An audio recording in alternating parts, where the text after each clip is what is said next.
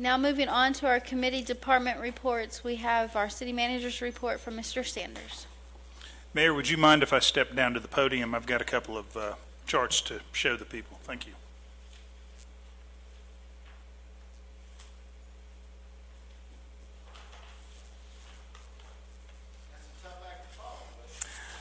I'm not going to talk about white liquor, I can tell you that. We'll save package sales for the budget discussion. But I have got a couple of things that I would like to share with you. Seems like on our work session this evening, we talked a lot about economic development. Economic development, successful economic development is critical to our community. Growing the tax digest, growing jobs, attracting investment. And when you started the program 2.5 years ago, since then, we've made a lot of strides. We've made strides in areas that didn't require a lot of capital. We've done a lot of great things in entrepreneurship, getting our name out on the map. But I'm hoping as the economy picks up, capital becomes available, we're going to get more and kind of turn the ship a little more towards recruitment and relationships. We started that with the meeting down in Atlanta at the Georgia Department of Economic Development. Very positive. And I just want to tell you about an internal change we've made recently. On every Wednesday morning at 8:30, we have an economic development meeting. It includes myself, Eric, Roy Whitehead, and John Davis. And you have in front of you a syllabus for what we discuss. I think it's important that the community know this, and I can tell you that anytime you want to drop in, please do. Get an update on what's going on. John is going to start out. He's going to go over all business licenses that have come in. He's going to start about new business licenses. He's going to talk about names and addresses. We're going to get a little more specific, drill down. Any development contact that the Planning and Development Office has made, Eric, Roy, and I are going to know about it. Building permits, as slow as they are, we need to talk about and follow up on those. And then we have a new sign ordinance. We wanted to talk about related inquiries, enforcement activities as we implement the new ordinance. Eric's part of the meeting. Used to meet every Friday morning, still will meet at certain times with Eric. He's going to talk about development and redevelopment contacts made and results, and he's made several recently. Theater chain, a hotel chain, things are starting to pick up a little bit. Businesses visited, the input from the businesses, new possibilities out there. What has he heard lately that we could start working on? In addition to the program progress on the programs that we have currently ongoing. Roy's going to talk. Roy's got by far our largest department. He's got 45 people out there that sees everything that goes on in this city. I want to know what his observations are. I want to know what he's heard from our ambassadors in police cars out there. I want to know what he hears from employees. He's got a great relationship with Jim Brooks at the CID. We need to work with the CID on the economic development area. I give an update on annexation. I also talk about the communication that I expect and will develop with y'all in the economic development area. And we all talk about town center progress, ideas, news, DDA, what's going on there, because that's such a critical aspect of building our community for the future. So that's, just wanted to update you on that. That's Wednesday mornings at 8:30. Stop by anytime. The other update I want to give you, and I want to share a couple of items here with the crowd, is on the CFI. Intersection 78 and 124. We held a meeting. We have a new project manager there, just like on the LCI. Her name is Suzanne Dunn. We met with her last week, and Gresham Smith Partners, the engineer on the project, plus our environmental engineer, who's a sub for Gresham Smith, to get an update on where we are. And just to give you an idea of what it takes to get a Georgia DOT project going, I'm going to show you a couple of charts. Let me show everybody here. There are 2 pages with, those are steps and boxes you need to check to get a project approved. And where we are in the process right now is at the end of this first page. We've done a lot, folks. Gresham Smith has done an excellent job, and we are right here. It's called the PFPR, the Preliminary Field Review Report. And we are waiting. Gresham Smith changed a couple of things because we had a couple of historic properties, and District 1 DOT office has to come out and do some surveying to verify the changes are okay. Because of budget cuts, they're down from 3 survey crews to 2, so we're a little behind. But Suzanne is going to push them, our new project manager. So mostly good news from the meeting. A lot of hoops to jump through. The best thing I heard was that on the stormwater, we do not need a 404 permit. We don't need to go through the Corps. We can do that through stream buffer variance, which will save us months and months. So we are pushing. We asked about the right-of-way. She is checking. The good thing about this, we're at the end of page 1. As soon as we turn to page 2, you're at right-of-way acquisition. So we're going to verify a new schedule. We were looking, we know the funding is there. We hope to get a notice to proceed sometime early in the next state's fiscal year, July, August, to proceed with the right-of-way. There aren't a lot of parcels, I think only 18 parcels, so that's good. Wanted to give you an update on the CFI and a little bit more about what we're doing economic development-wise, so any questions? I've got one. All of the CFI is financed by Georgia DOT? We contributed $1 million and the county contributed $1 million. Mr. Sanders, thank you so much. I know about these charts. They're absolutely pretty important to have, but I know it takes a long time to get through them. The community as a whole, the businesses as a whole, of course, they are eager to see what's happening, and just for the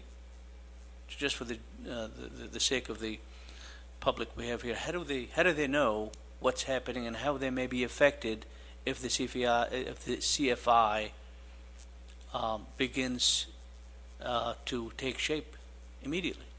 What do they need to know?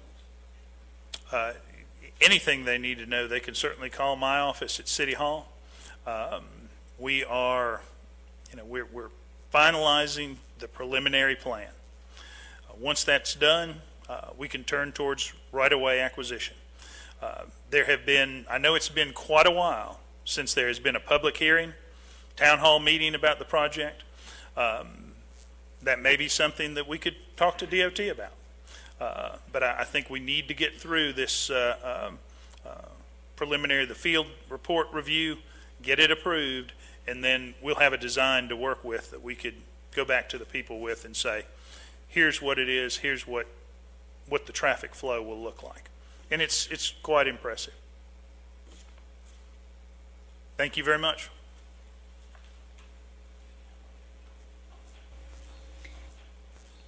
Thank you.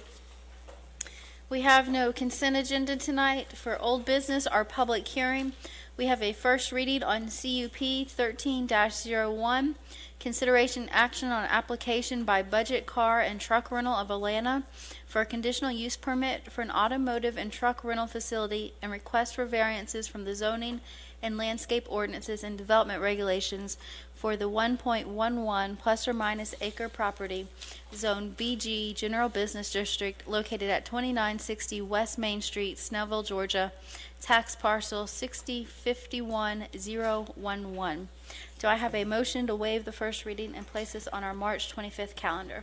Madam Chair, I'd like to make that motion to waive CUP 13-01 to March 25th. There's a motion by Councilman Kraus. Is there a second? Second. Second by Councilman Howard. Any further discussion? Seeing none, I'll call the question. All those in favor of waiving and putting on our March 25th calendar signify by raising your right hand. That's 5 in favor. All those opposed, 0 opposed. The motion is approved.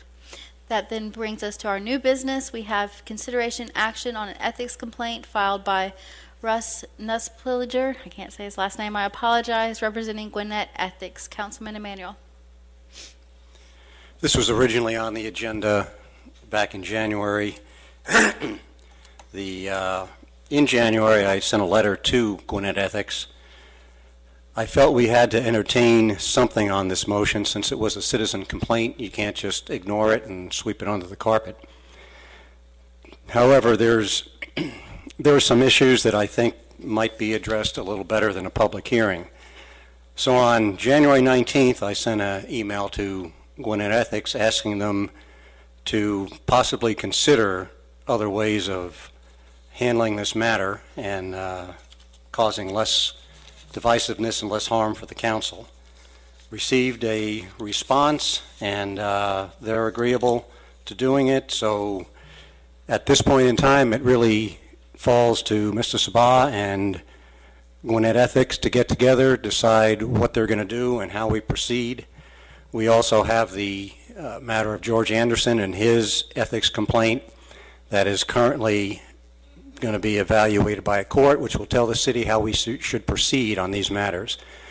So I'm going to make a motion that we table this pending either the resolution between Mr. Sabah and Gwinnett Ethics or some kind of definition from the court on how we proceed with these kind of matters. There is a motion to table. Is there a second? Second by Councilman Howard. Further discussion? See none, I'll call the question. All those in favor of tabling this item? Okay. For the record, Councilman Sabag is recusing himself. All those in favor of tabling this signify by raising your right hand.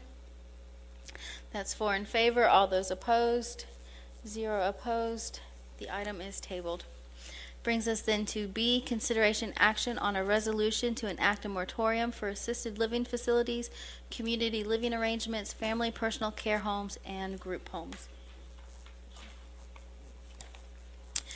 This is whereas the mayor and council desire to enact a moratorium on accepting applications and issuing conditional use permits for assisted living arrangements, family personal care homes, or group homes within the city, while the mayor and council considers amending the conditions to better protect the residents and surrounding property owners that are all directly impacted by the operation of such facilities, and considers changes to the City of Snellville zoning code of ordinances as it relates to standards for such conditional use permits. And whereas the desired moratorium shall not interrupt the operation of a facility that is currently operating or that has a valid existing conditional use permit. And whereas the mayor and council desire to enact a moratorium for the purpose of adopting amendments to the existing ordinances, and said project can only be accomplished if the city ceases the acceptance of all applications for such conditional use permits until such time as the changes have been duly adopted.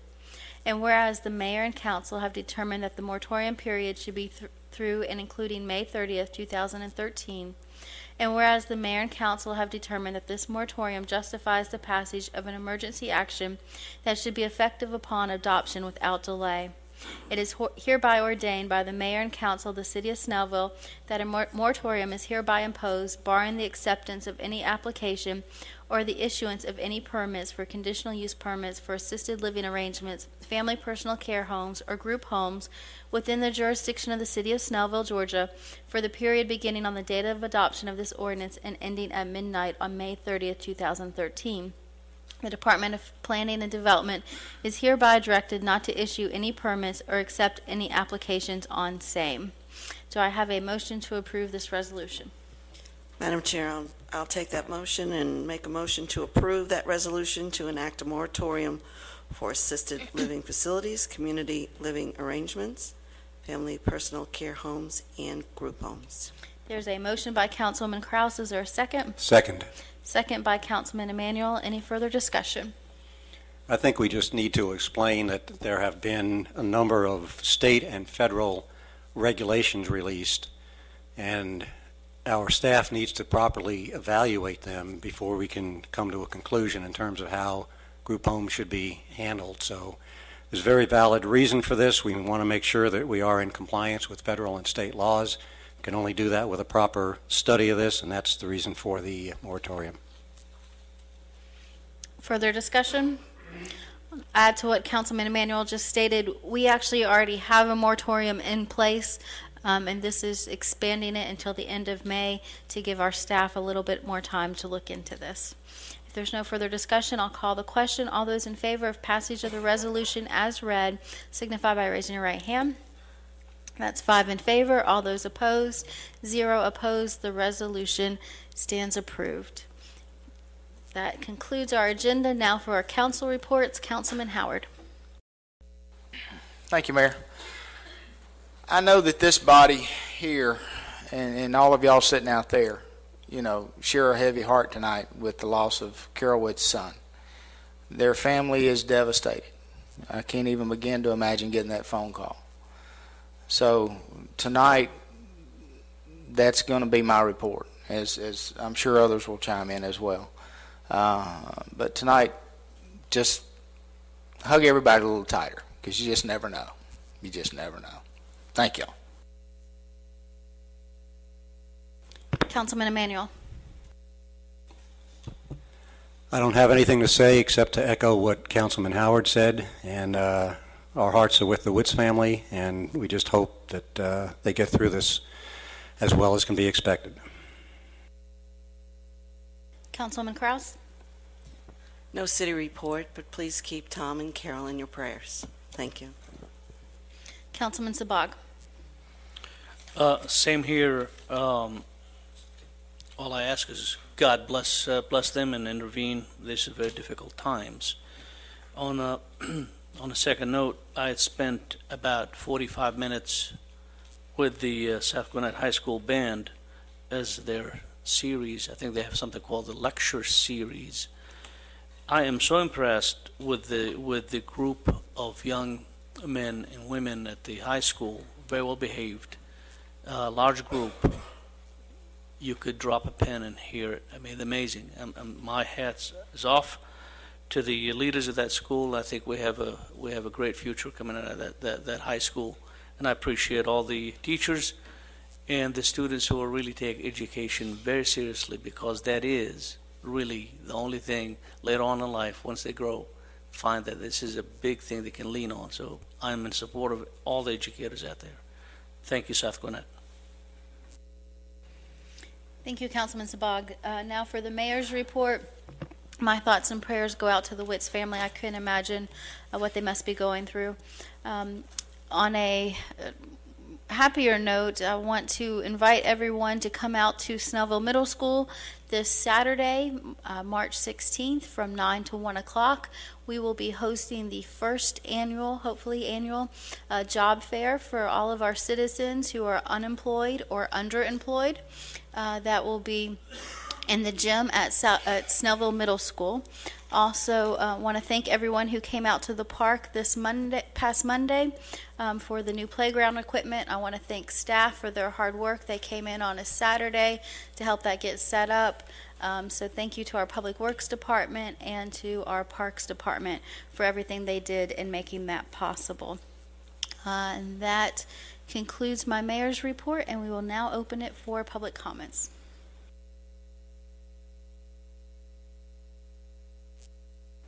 Seeing none, we will close the public comments and we will be adjourned. The time is 8:17. Thank you. Have a good night.